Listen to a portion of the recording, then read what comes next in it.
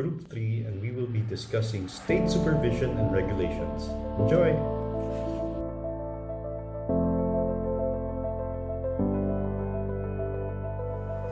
The implications, significance, and application of Article 14, Section 41 of the 1987 Philippine Constitution in the teaching profession and educational administration. First, for legal basis, Article 14, Section 41 of the 1987 Constitution, it recognizes the complementary roles of public and private institutions in education, and it also authorizes the state to supervise and regulate all schools to ensure that they meet national standards and development goals. Second, for implications for the teaching profession, the said provision it supports first the standardized teacher qualifications. So the teachers, they must be licensed under RA 7836 and RA 9293 and undergo continuing professional development that is under RA 10912. For the protection of rights, so the more on the regulations, it promote fair labor practices and compensation through laws and also the PED guidelines. Third, for the ethical accountability, so the Code of Ethics for professional teachers governs the conduct of teachers. It also imposes sanctions for its violations. Third, the significance for educational administration. So the administrators, they are responsible for first, policy compliance, ensuring adherence to DepEd, CHED, and THEA guidelines on safety, schedules, curriculum, class size, and others. Second, for the accreditation and permits. So schools, they must be government recognized under BP 232. So they may pursue accreditation such as PASCO to exceed minimum standards. Third, balancing autonomy and regulation. So schools, they enjoy academic freedom, but they remain under reasonable state supervision as upheld in other cases decided by the Supreme Court. Fourth, the practical application, teaching, hiring, and for the teaching, hiring, and development. So the faculty must be with credentials and they must be supported with trainings. Second, the curriculum compliance. So schools, they must integrate mandated subjects and national competencies. Third, it is about the fee regulation. So the tuition increases are regulated to ensure transparency and stakeholder consultation. Fourth, the child protection. So there must be a compliance with laws like Anti-Bullying Act and other laws and also DepEd policies to ensure safe and inclusive environments. So the conclusion for this, Article 14, Section 41, it affirms the state's role in maintaining quality and accountability across all educational institutions. It safeguards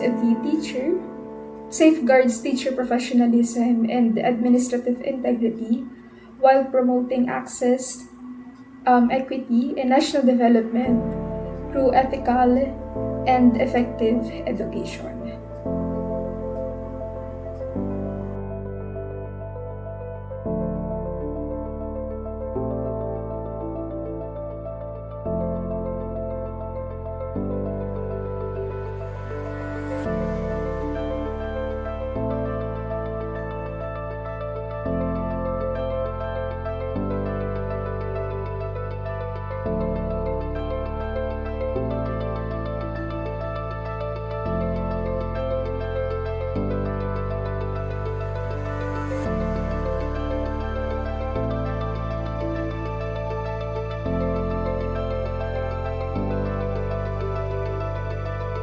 2010 Revised Manual of Regulations for Private Schools, which is the establishment precedes recognition and schools can only operate when authorized by the Department of Education.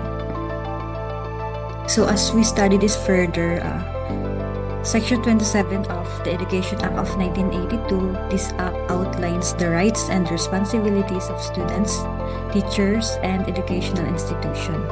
It also establishes the framework for a national education system that promotes quality education and accessible to all the Filipinos. This law also provides for the establishment of both the public and the private educational institutions that ensures a well-rounded and inclusive educational experience for all the learners. And as for Section 27, the establishment and recognition distinguish the establishment of a private educational institution. It refers to the creation, founding, or organization of a school that results in its legal existence as an institution. On the other hand, recognition presumes an existing school and refers to the authorization granted by the department for the school to conduct educational programs or operations. So by this, establishment precedes recognition. As for the implication of the two laws, the Education Act of 1982 or the BP 232 established a comprehensive education system in the Philippines, and it outlines the state's commitment to providing a complete and integrated education system for all the citizens, and it also emphasizes the national development and the broad participation. This act also defines the rights and responsibilities of the educational community, which includes the students, teachers, parents, and the schools.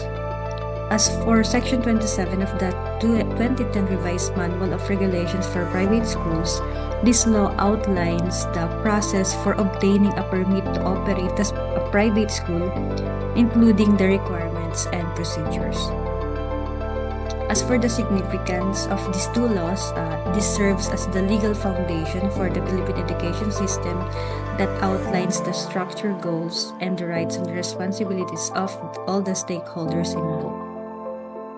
And also, it establishes the regulatory framework for private schools to operate legally and effectively. As for the application, this applies to all levels of formal and non-formal education, both public and private schools within the Philippines. And it outlines the state's policy on education, aiming for a comprehensive and relevant system that contributes to the national development.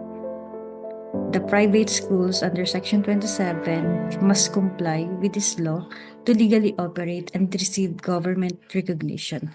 Because schools that operate without a permit, they may face risk in penalties or being shut down.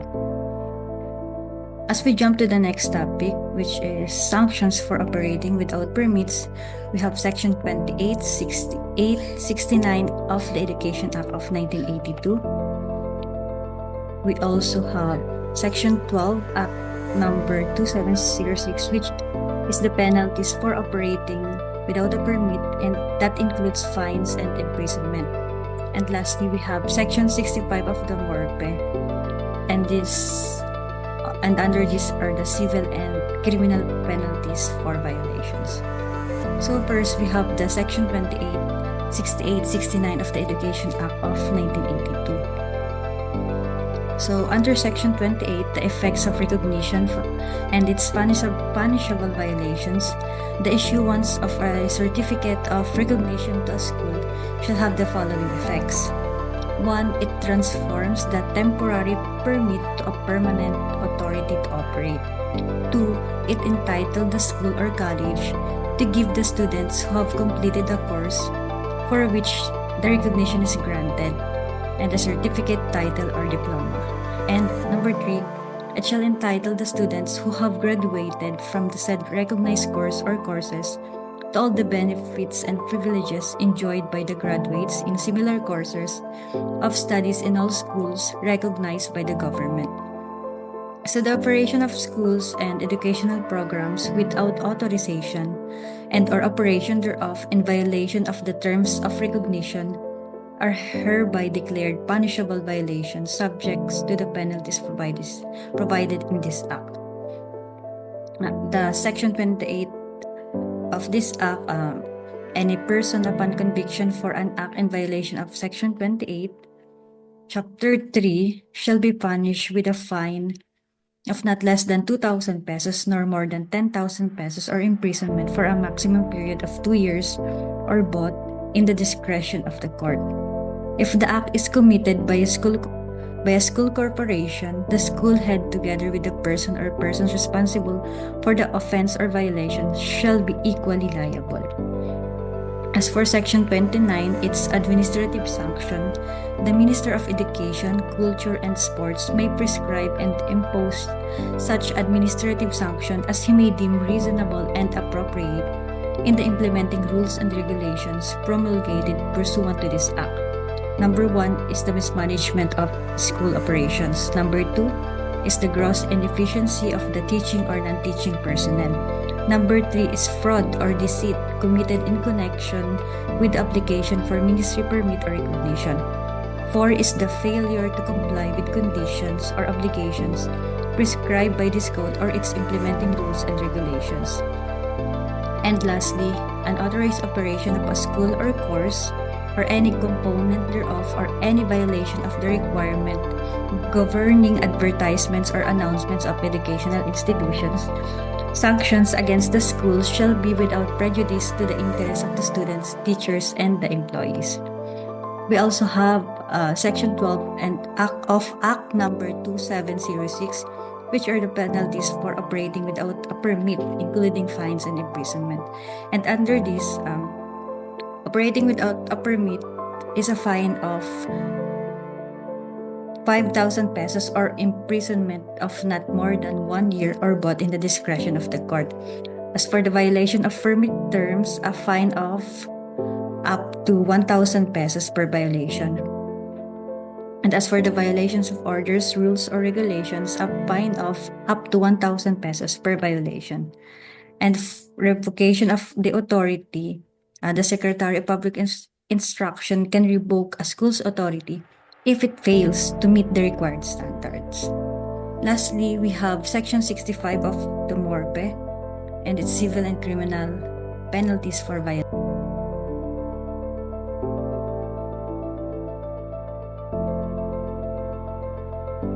Let's discuss major implications of the legal shift and the recommendation requirement for establishing educational institutions. First, we're seeing a streamlined incorporation process. The removal of mandatory CHED or DepEd recommendations for incorporation significantly reduces bureaucratic hurdles in the initial phase of establishing an educational institution. This potentially encourages more educational entrepreneurs to enter the field since the corporate formation process has been simplified. Second, despite this streamlining, educational institutions remain subject to continuing regulatory oversight. Under the revised corporation code, educational institutions are classified as corporations vested with public interest, which means that they must adhere to higher standards of corporate governance.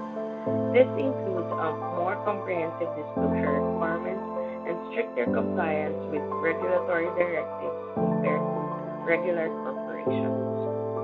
Third, the legal framework now makes a clearer distinction between incorporation and corporation.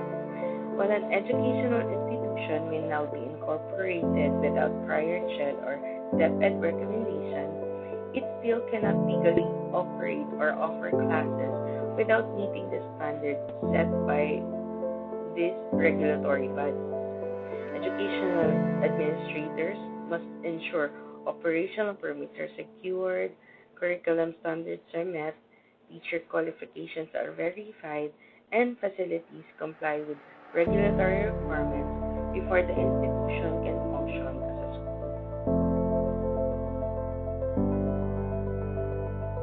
Now let's discuss the requirements establishment of educational institutions. The legal basis for establishing educational institutions in the Philippines has undergone a notable transformation with the shift from the Corporation Code of 1980 to the revised Corporation Code of 2019. Under Section 17 of the old Corporation Code, or Batas Pamasabi na educational institutions were explicitly required to obtain favorable recommendation from either CHED or DepEd before they could be incorporated. The exact wording of the said provision states that no articles of incorporation or amendment to articles of incorporation of banking and quasi-banking institutions, building and loan associations, trust companies, other financial intermediaries, insurance companies, public utilities, educational institutions, and other corporations covered by special law shall be accepted or approved by the Commission unless accompanied by a favorable recommendation of the appropriate government department to the effect that such articles or amendment is in accordance with law. However, in Section 16 of the Revised Corporation Code or Republic Act Number 11232, educational institutions were notably omitted from this list of entities requiring prior recommendation. The revised provisions now read, no articles of incorporation or amendment to articles of incorporation of banking and quasi-banking institutions, pre-need, insurance and trust companies, NSSLAs, pawn shops, and other financial intermediaries shall be approved by the Commission unless accompanied by a favorable recommendation of the appropriate government agency to the effect that such articles or amendment is in accordance with law. This change represents a significant shift in how educational institutions are established in the Philippines.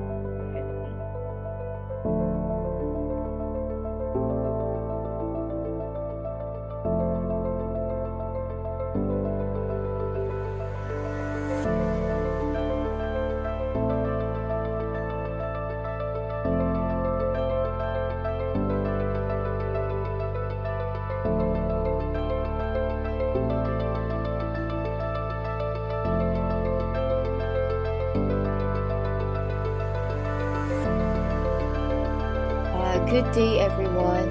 Today, we take a closer look at how the Philippine laws uphold the quality of education through a strong system of accreditation and quality assurance.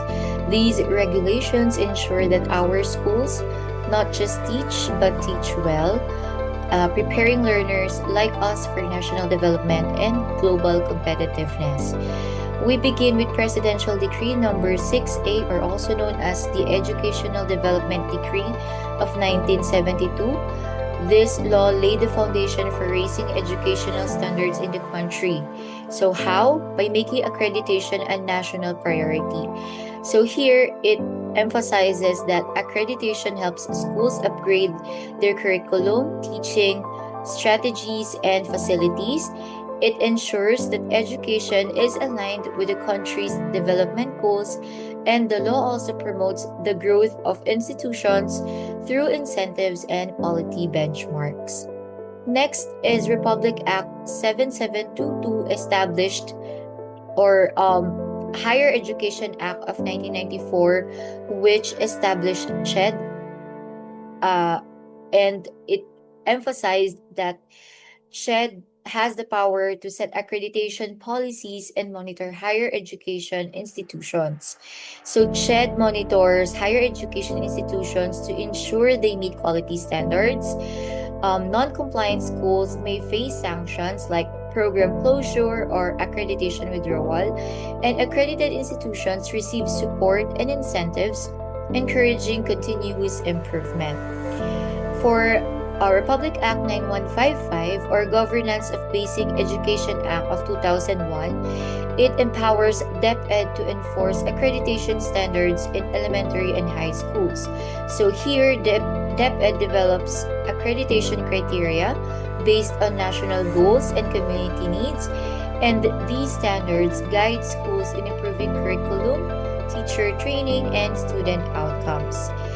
So another is Section 60 of the Manual of Regulations for Private Higher Education, which adds teeth to quality assurance by requiring all higher educational institutions to undergo regular evaluation. So here, the CHED recognizes accrediting bodies like PAASCU, and it highlights that accreditation can be institutional or programmatic, and high-performing institutions may be designated as centers of excellence and receive additional funding.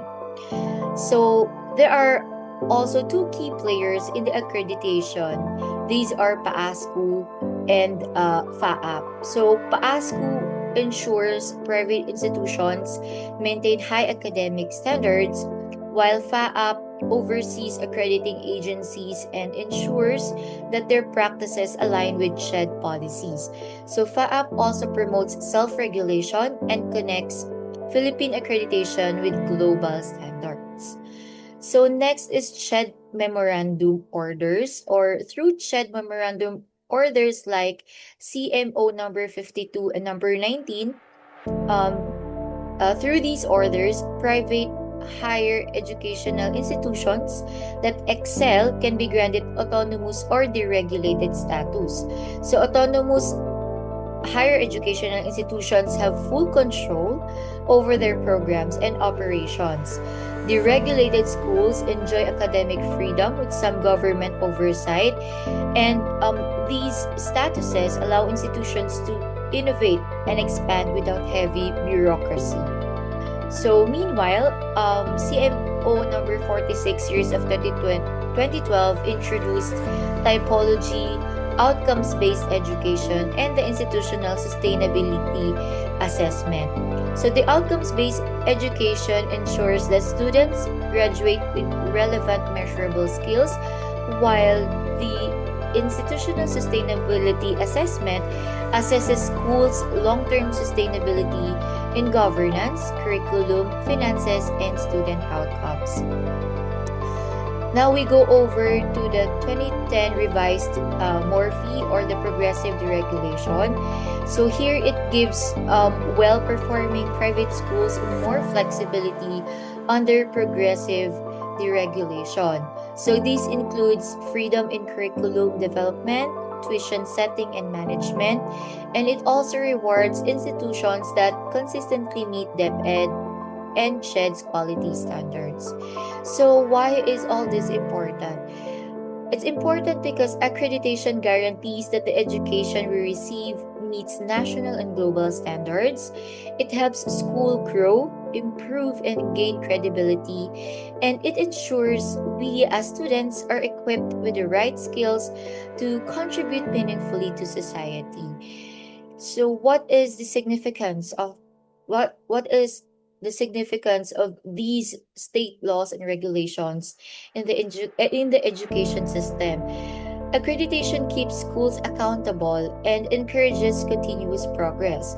It safeguards students' welfare by maintaining high-quality learning environments, and it signals to employers, institutions, and the world that Filipino graduates are globally competitive. So why does it matter to us as students? As students, these laws affect us directly even if we don't always realize it, because they ensure our courses are updated and our diplomas hold value. They also allow us to participate in surveys and evaluations that shape school improvements, and they give us a voice in the system and a stake in our future. So in the end, accreditation is not just a process, it's a promise, and this promise is that our schools are doing their best to give us the quality education we deserve, and that as students, we do have the power to shape a better and brighter future. That would be all. Thank you very much. Good day, everyone. Today, we take a closer look at how the Philippine laws uphold the quality of education through a strong system of accreditation and quality assurance. These regulations ensure that our schools not just teach, but teach well, preparing learners like us for national development and global competitiveness. We begin with Presidential Decree number 6A, or also known as the Educational Development Decree of 1972. This law laid the foundation for raising educational standards in the country. So how? By making accreditation a national priority.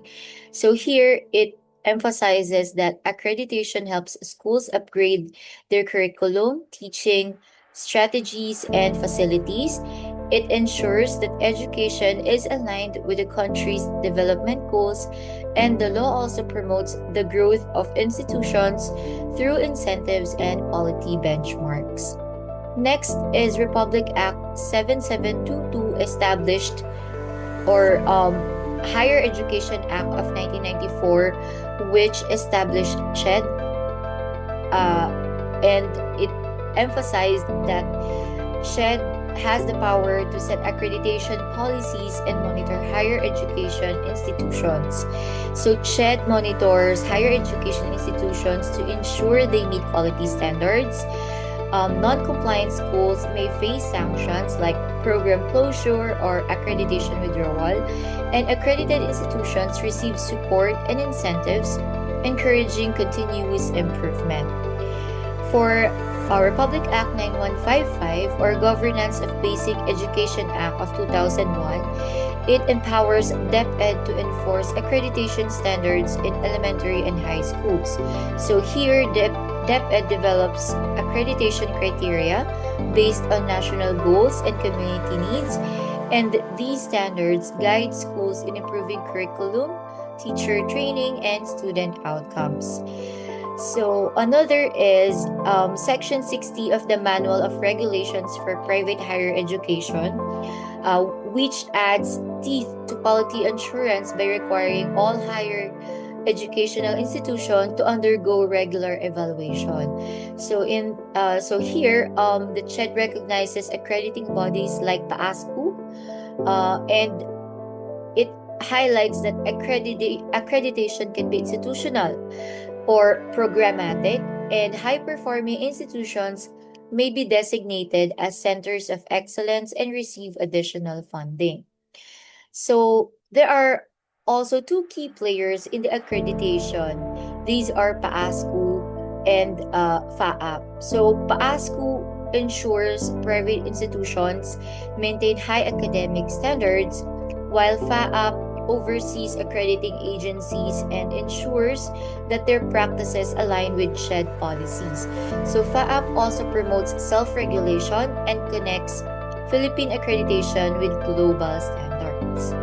So next is CHED Memorandum Orders, or through CHED Memorandum Orders like CMO number 52 and number 19, through these orders, private higher educational institutions that excel can be granted autonomous or deregulated status. So autonomous higher educational institutions have full control over their programs and operations. Deregulated schools enjoy academic freedom with some government oversight, and these statuses allow institutions